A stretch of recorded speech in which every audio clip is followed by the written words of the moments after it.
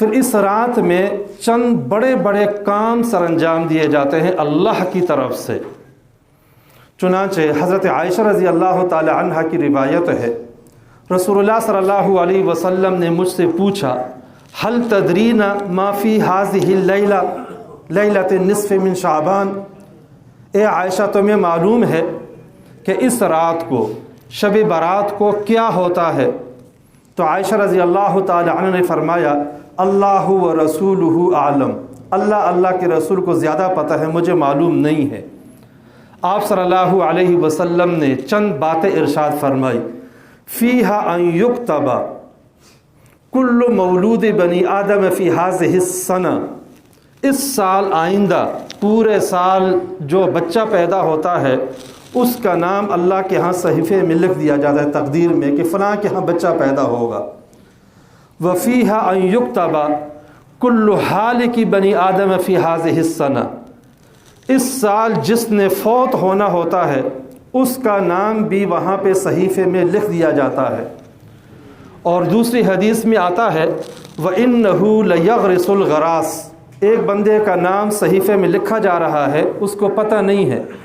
وہ باغبانی میں مصروف ہے، پودے لگا رہا ہے، درخت لگا رہا ہے، لیکن اس کا نام وہاں حوالے کیا جا رہا ہے۔ وَيَنْكِلْ أَزْوَاج،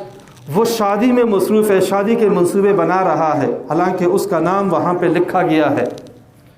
وَيَبْنِ الْبُنْيَانِ، عمارتیں تعمیر کر رہا ہے، منصوبے بنا رہا ہے، حالانکہ اس کا نام فرشتوں کے حوالے کیا جا رہا ہے۔ وَهُوَ مَكْتُوبٌ اسمہ فی الصحیفہ، وہ تو دنیاوی کاموں میں مشغول ہے، اس کو معلوم نہیں ہے، حالانکہ اس کا نام فرشتوں کے حوالے کیا جا رہا ہے کہ اس سال یہ فوت ہونے والا ہے۔ تیسری بات آپ صلی اللہ علیہ وسلم نے ارشاد فرمائی، وَتُنزَلُ أَرْزَاقُكُمْ،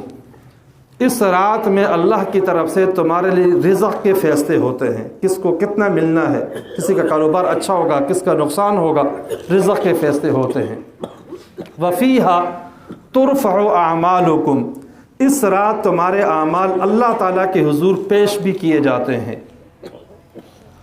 اور سنن نسائی میں اسامہ بن زید رضی اللہ تعالی عنہ کی حدیث ہے، آپ صلی اللہ علیہ وسلم شعبان میں کثرت سے روزے رکھتے تھے، تو وجہ پوچھی گئی تو آپ نے فرمایا اس لیے کہ شعبان میں اعمال اللہ تعالیٰ کے حضور پیش ہوتے ہیں، تو پورے شعبان میں پیش ہوتے ہوں گے، خاص طور پر اس رات میں بھی اعمال اللہ تعالیٰ کے ہاں پیش کیے جاتے ہیں۔ یہ اس رات کی چند اہم خصوصیات اور اہم اعمال ہیں۔